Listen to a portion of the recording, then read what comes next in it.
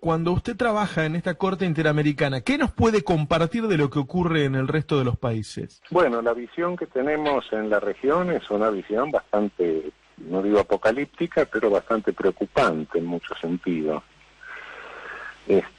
Tenemos noticias graves de lo que sucede en Perú, por ejemplo. Ha habido una advertencia de la Comisión Interamericana.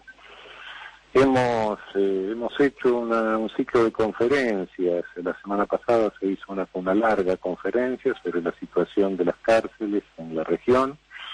Hay algunas situaciones dramáticas, como el caso de El Salvador, el caso del Perú. No tenemos noticias concretas respecto de Brasil, pero lo sospechamos. En fin, hay una serie de problemas de esta naturaleza. ¿Sí? Nos preocupa el pospandemia, ¿no? Bueno, ¿qué sucederá?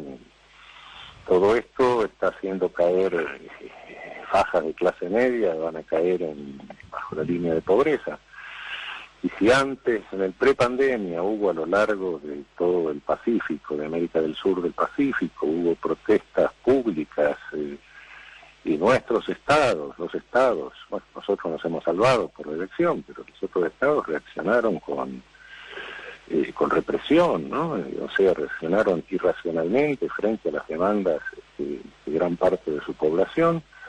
Y bueno, no creemos que en el post-pandemia, donde se van a sumar esas fajas de clase media que van a caer bajo la línea de pobreza, vayan a reaccionar de manera racional a esas demandas, ¿no? Es bastante preocupante el pospandemia en este sentido, ¿no?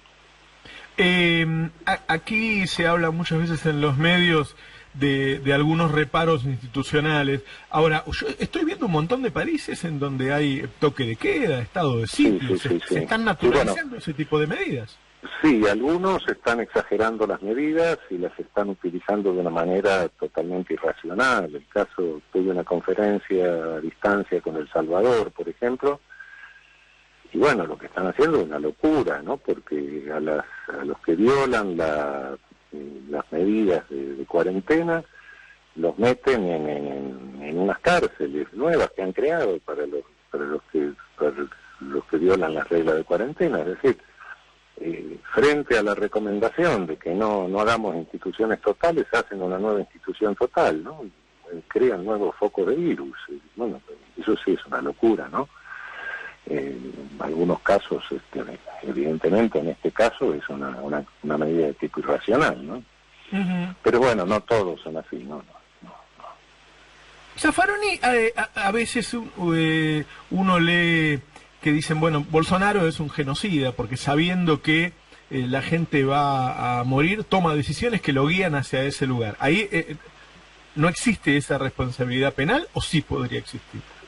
Yo creo que hay una responsabilidad, por lo menos una responsabilidad. Va a haber en su momento, lo puedo decir porque total, con el trámite que hay en el plano internacional, hasta que llegue a la jurisdicción internacional, va a pasar tiempo y yo ya no voy a estar en la Corte Interamericana.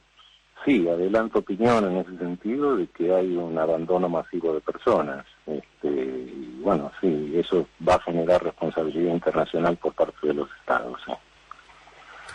Ajá, así que personajes como hay... Bolsonaro podrían ser juzgados por abandono de personas. Bueno, desde el plano internacional no se juzga personas, ¿no? Eso corresponde al derecho interno. Desde el plano internacional lo que se juzga es la responsabilidad internacional del Estado. Es decir, se condena a Estados, no se condena a personas. La Corte Interamericana, en el sistema interamericano no tenemos un tribunal penal internacional como puede ser el Tribunal de la Haya, ¿no? que sale de Roma, ¿no? No, ese es el único tribunal penal internacional que existe, pero en este momento, ¿no? Hubo otros tribunales ad hoc, pero como tribunal penal internacional normal, ese es uno, ese es el único. Pero no, la Corte Interamericana y el sistema interamericano no condena a personas, pero sí condena a Estados, y obviamente que hay un abandono masivo de personas por parte del Estado. No hay es decir, hay una falla en la garantía del derecho humano a la vida, ¿no? Sí. ¿En Brasil podría ser un caso? Podría ser un caso, sí. No, y no solo Brasil, creo que habría otros, ¿no? ¿Por ejemplo? Bueno, se habla mucho de Ecuador. No tengo clara la situación de Ecuador, pero se habla respecto de Ecuador. Ajá. Sí. Está muy bien. ¿Cómo está viendo la situación en las cárceles en Argentina, en la que, bueno, ahora sí empiezan a aparecer casos? Ayer apareció en Ezeiza nuevos casos, hay en algunas provincias, hay en Buenos Aires.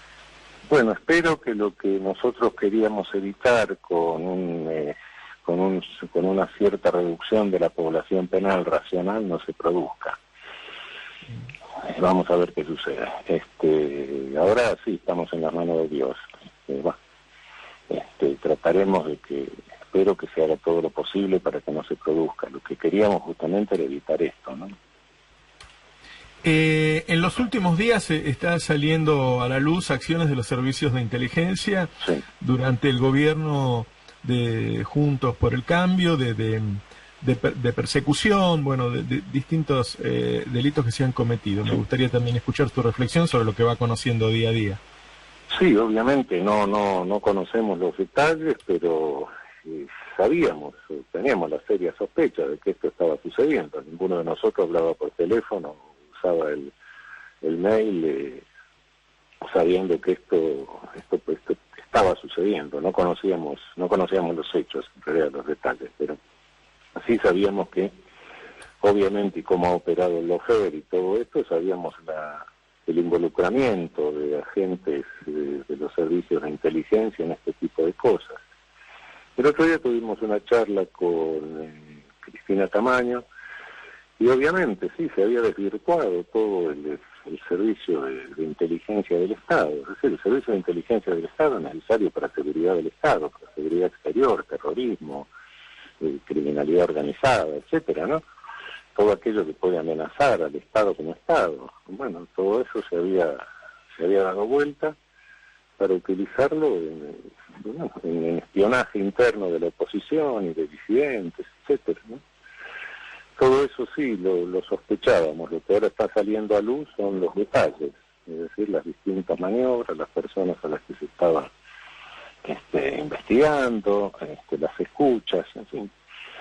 Todo eso que no es otra cosa que la desviación de un servicio necesario del Estado hacia una función delictiva, pero meramente interna para hegemonía de un sector, de un partido, de un gobierno, de un régimen, diría yo, porque creo que la administración anterior fue directamente no un cambio de gobierno, sino un cambio de régimen. Y que ahora, además, lo que aparecen son pruebas que llegan hasta arriba, que depende directamente de Macri. ¿Qué tipo de responsabilidad penal le cabe a Macri en estas cosas? Bueno, no puedo... Obviamente que autoría mediata, es decir, ¿cómo se define el autor de un delito? Y es aquel que tiene el poder, es decir, el gobierno de la conducta, ¿no? Y bueno, ¿quién tiene el poder, el dominio del hecho, el dominio del delito? Y bueno, la cabeza, ¿no? Que responde a esas órdenes, naturalmente, ¿no? Si hay alguien que está respondiendo a esas órdenes, desde un punto de vista jurídico penal, es un autor mediato. No se necesita apelar a la teoría del armado de poder, etcétera, esa teoría que se está manejando por ahí en el LOFER, que a mí nunca me gustó, la estructura armada de poder, no es necesario eso. Directamente creo que quien tiene dominio del hecho y quien tiene dominio del hecho es quien da las órdenes. Bueno, listo, no es un investigador, es un autor mediato, ¿sí? ¿Qué opinión le merece esta carta referida a la infectadura en esta acusación al gobierno de Alberto Fernández? Bueno, lo que estoy viendo en esto es un juego de facciones. Nunca creí que podía llegar a este grado. Me gustaría que hubiese una discusión, porque puede haber defectos, puede discutirse mucho si algunas actividades pueden abrirse, no pueden abrirse, pero me gustaría que fuese una discusión seria entre especialistas, entre gente que sepa y desde distintos puntos de vista, y que, bueno, nos ilustre a los que no somos especialistas en esto, ¿no? Nos hagan ver las distintas opiniones que desde un punto de vista científico, racional hay, y bueno, entrar en un debate serio, pero no veo el debate serio de ninguna manera. Lo que veo es un juego de facciones directamente. Esto no se puede discutir así con la farándula, no, son cosas que las tienen que discutir entre los que saben, y bueno, y en las distintas opiniones de los que saben nos ilustran los que no sabemos. Pero lo que veo es una cosa medio farandulesca y facciosa, por otra parte, ¿no? Un aprovechamiento de todo esto, aprovechar, bueno, el sentido de incomodidad que tenemos todos, la molestia que sentimos todos naturalmente, de no poder salir normalmente a la calle, no poder ir a tomar un café, no poder ir a un restaurante, todo eso nos sentimos molestos, ¿sí? Nadie está feliz, ni saltando, ni festejando que vivamos esta situación, pero lo que veo es una diablura política sumamente grave de la picaresca política, y esto no es una cuestión de picaresca porque estamos discutiendo vida o muerte, ¿no? En fin, insisto, me gustaría tener o asistir a una discusión seria sobre el tema, ¿no? Una discusión entre las personas que saben. En las últimas semanas hay movimientos fuertes para que se conozcan cosas que ocurrieron durante el macrismo y movimientos fuertes para evitarlo, que se conozcan o para desvirtuar esa información. Muchos pensamos que si no se conoce es difícil evitar que ocurra nuevamente, ¿no? Como alguna vez fue tan importante luego de la dictadura, claro, no solo el juicio de las juntas, sino el conocimiento que se dio. Exactamente, en ese caso me iba a referir a eso. Quizá el juicio de las juntas en su momento muchos lo criticamos porque estaba limitado a las juntas. Pero bueno, fue lo que le dio publicidad a lo que había sucedido durante la dictadura. Sin el juicio de la Junta no hubiese sido posible que años después hubiésemos reabierto los procesos que habían estado arbitrariamente cerrados, y bueno, la opinión pública no lo hubiera tolerado, si es que la opinión pública no estaba enterada de lo que había sucedido, y la opinión pública se enteró justamente de lo que había sucedido precisamente por el juicio de la Junta, ¿no? De modo que sí, considero que es indispensable, pero me parece que este ruido que se está haciendo también para superar la cuarentena, salir de la cuarentena, etcétera, este aprovechamiento de la incomodidad que sentimos todos con la cuarentena, también responde a eso, ¿no? Mientras se arma el lío con esto, la opinión pública se distrae, ¿no? Es un poco eso, creo que también buscan distracción de la opinión pública en este sentido, ¿no? Es decir, usted piensa que como a la salida de la dictadura, hoy es imprescindible que se conozca todo lo que pasó para que no vuelva a ocurrir también. Es imprescindible que darle transparencia a todo lo que ha sucedido, o sea, efectivamente, sí. En ese sobre momento todo, no solo sobre, bueno, esto que pasa de las escuchas y del espionaje, todo esto, sino sobre todo lo que tiene que ponerse de resalto son los delitos económicos que se han cometido, la macroadministración fraudulenta de que hemos sido víctimas, la salida de miles y miles de millones de dólares, que dicen la fuga de dólares. No es fuga de dólares, acá no hubo fuga. Fuga hay cuando uno vence alguna cosa. Yo me fugo de una cárcel porque evado a los guardiacárceles, pero acá no se evadió nada. Salieron directamente, no hubo fuga, hubo salida de dólares.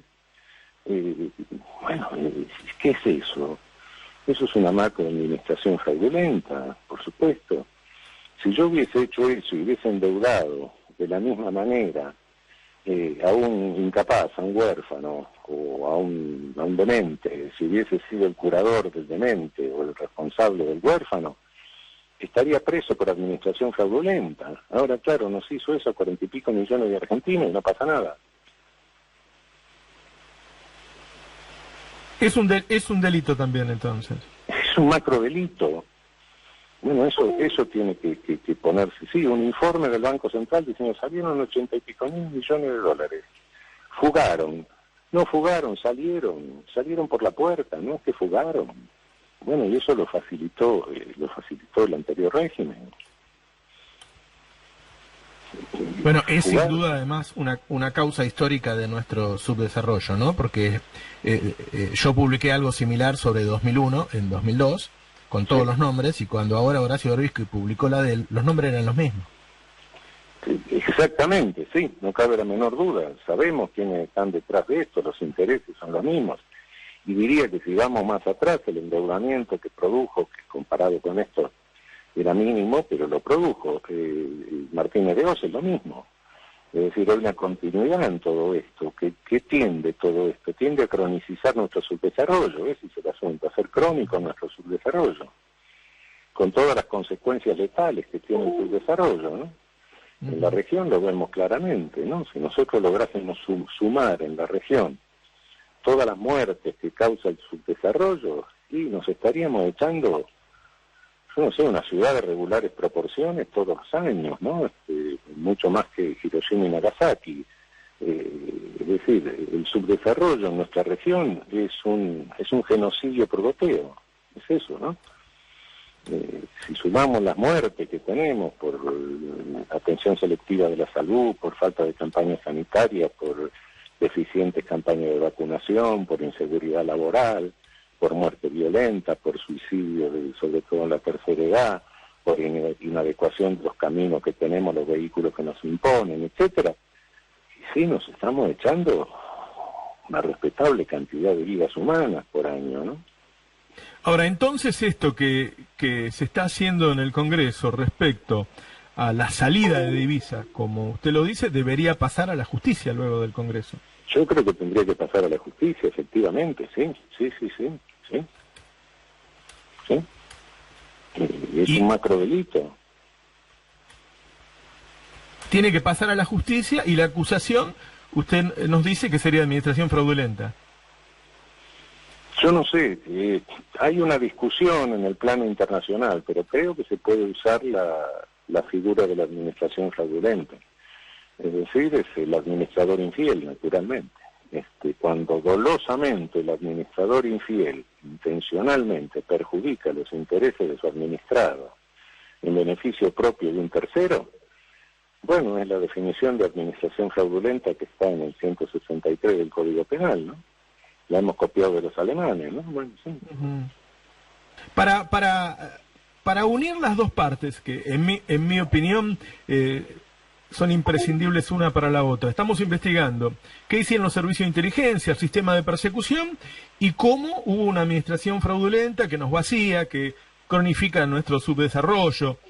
Eran imprescindibles una para la otra, digo, sin persecución por no supuesto, se podía... Por supuesto, había que estigmatizar a todos los otros, había que decapitarlos mediáticamente, había que extorsionarlos de alguna manera, había que amenazarlos, y eso era la cobertura para cometer el otro macrodelito. Vio que quienes lo hicieron en los medios están ahí, ¿no? Digo, o sea, uno convive, así como a la salida de la dictadura uno se podía cruzar por la calle con cualquier genocida, uno convive, prende la tele y ve a los mismos tipos que armaron esas cosas, opinando y haciendo juicios morales sobre la coyuntura actual. Estamos en ese proceso en el cual todavía no se conoce la verdad, todavía no se juzgaron, y da lo mismo la Biblia que un calefón, ¿no? Bueno, porque obviamente continúan teniendo el monopolio de la creación de realidad. Es decir, no nos llamemos engaño. A lo largo de toda América Latina lo que tenemos son monopolios mediáticos, pero esos monopolios mediáticos no es que generan desinformación, crean realidad. Uno vive por la realidad que le transmite la comunicación. Nosotros no sabemos lo que está pasando en Estados Unidos por vía directa, lo vemos por la comunicación, ¿no? Bueno, tampoco sabemos lo que pasa en otro barrio en una de esas. Entonces, mientras exista este monopolio, ¿qué función cumplen estos medios hegemónicos? Cumplen la función de un partido único, es decir, canalizan opinión pública, lo que en una democracia plural tendrían que hacer los partidos, lo hacen ellos, y en consecuencia son un partido único, son el equivalente a lo que otrora hubiera sido el Pravda de Stalin o el Völkischer Beobachter de Hitler. No, hoy, bueno, no se hace un totalitarismo con camisas negras ni camisas pardas, no, esas cosas, ni se sueña con que vamos a ser todos felices mañana después de la dictadura, etcétera. No, vamos a ser todos felices mañana cuando se termine de concentrar riqueza y se va a desparramar para abajo. Nunca se desparramó nada, no importa. Es decir, hoy la ideología es otra. Hoy no leemos Mein Kampf para entender cuáles son una ideología contraria a los derechos humanos. Basta con leer a Milton Friedman o a Friedrich von Hayek, ¿no?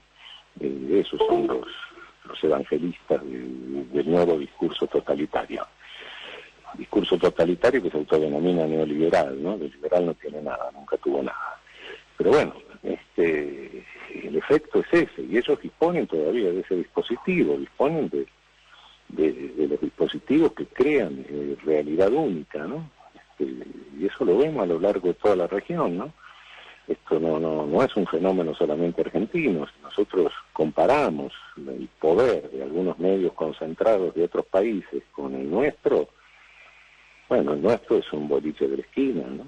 Otros son mucho más fuertes todavía, ¿no? Y hay mucho menos espacio. Todavía acá tenemos algún espacio, estamos hablando de una radio en este momento, tenemos algún espacio. Pero hay países donde ese espacio está todavía mucho más reducido que el nuestro, ¿no? Yo comparto mis vivencias personales. Sinceramente, prácticamente teníamos la certeza de que si Macri ganaba las elecciones, estos espacios dejaban de existir, porque teníamos la amenaza latente. Claro, sí, por supuesto, de eso no me cabe la menor duda, ¿no? No se hubiese reforzado todo esto, no hubiésemos tenido cuarentena, no sé la cantidad de miles de muertos que hubiésemos tenido a esta altura del partido, hubiésemos tenido las mismas protestas y las mismas convulsiones y la misma represión que los países sudamericanos del Pacífico. En fin, nos venimos salvando de eso, ¿no? Yo no sé si el Papa es argentino, Dios es argentino, pero nos está haciendo salvar de eso de momento, y bueno, tenemos que tomar la medida para seguir salvándonos, ¿no? Pero efectivamente, sí.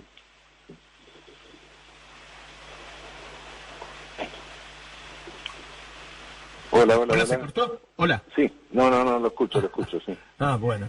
Y le iba a preguntar, porque hay como una suerte de resignación con este tema de los medios. ¿Es así? ¿Solo queda la resignación? No. Creo que hay que tomar medidas. Creo que si nosotros en el post-pandemia tenemos que reforzar nuestra democracia, tenemos que volver a la Constitución, tenemos que volver a la democracia plural, tenemos que volver al sistema republicano. Bueno, una de las medidas elementales es la pluralización de medios, no queda otra, porque monopolio de medios, creación única de realidad, es propio de un totalitarismo, de una democracia plebiscitaria, etcétera, pero no es propio de una democracia plural. Hay muchos conceptos de democracia, ¿no? Democracia plebiscitaria, que yo no sé si eso es democracia, en fin, etcétera, pero históricamente el concepto de democracia que nosotros tenemos en la región y que corresponde a los derechos humanos en la región es una democracia plural.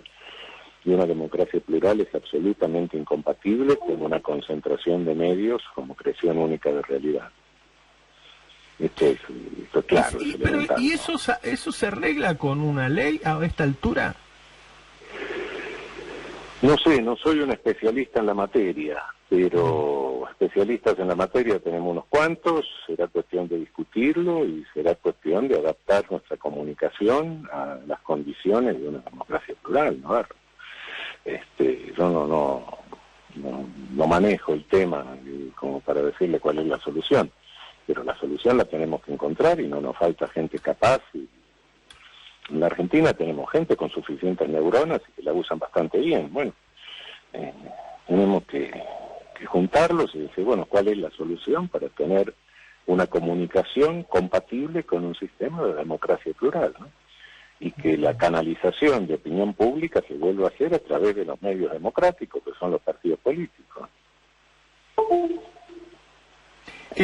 La última, hay un proyecto de ampliación de la Corte de Rodríguez Sá. Yo no sé si usted lo leyó, si está de acuerdo. No lo leí. Yo me enteré que presentó el proyecto, pero no lo leí. Pero bueno, usted tiene la idea en principio que es necesario ampliarlo. Yo desde que estaba en la Corte y evidencié el funcionamiento de la Corte, me di cuenta de los defectos técnicos, ¿eh? No estoy hablando de cuestiones. Políticamente hay una cosa que es irrebatible, que es que no podemos tener desde un punto de vista republicano una concentración de poder tan grande como la que existe en 3 personas, ¿no? Porque son 5, pero 3 de mayoría. Entonces, eso sería la consideración político-constitucional, digamos. Pero desde un punto de funcionamiento técnico, de funcionamiento interno, sí, yo siempre vine sosteniendo la tesis de que era menester tener una corte de unos 15 ministros dividida en 5 salas para las cuestiones de arbitrariedad, y que en los casos, poquitos casos de inconstitucionalidad que trata la corte, que voten los 15. Pero no hay ningún poder judicial en el mundo de nuestra tradición más o menos democrática, y ni siquiera en los otros, que tenga semejante concentración de poder y que esté tan irracionalmente programado como nuestro poder judicial, ¿no? Me queda algo tan importante como actual, que son los casos de violencia institucional que están apareciendo en el país. Quería saber su opinión de los... Sí, a Dios gracias los casos aparecen y se publicitan. Lo que vemos en otros países de la región es que la violencia institucional se ha tornado normal, ya no se publicita. Y hay una altísima, y tenemos países en la región con una altísima letalidad policial, es decir, ejecuciones sin proceso. En algunos con marcadas características racistas incluso. Yo me felicito de que los casos que se producen en la Argentina, sería deseable que no se produjese ninguno, pero bueno, debido al deterioro de nuestras policías, de nuestras agencias, y hemos sabido lo que pasó en los 4 años anteriores, es inevitable, pero los pocos casos que hay, me felicito de que salgan a publicidad, que se conozcan, que provoquen indignación pública, escándalo público. Eso es importantísimo para no correr el riesgo de que esto se normalice en nuestra sociedad. Eso sería catastrófico. Correríamos el mismo riesgo de otras sociedades, de otros países hermanos nuestros que tienen esa desgracia. Lo peor que podría pasarnos es que se normalice la violencia y la letalidad policial. Zaffaroni, muchísimas gracias, un placer como siempre. Al contrario, un abrazo, chao, un abrazo. Chao. Hablábamos con el exministro de la Corte Suprema de Justicia y juez de la Corte Interamericana de Derechos Humanos, Eugenio Raúl Zaffaroni.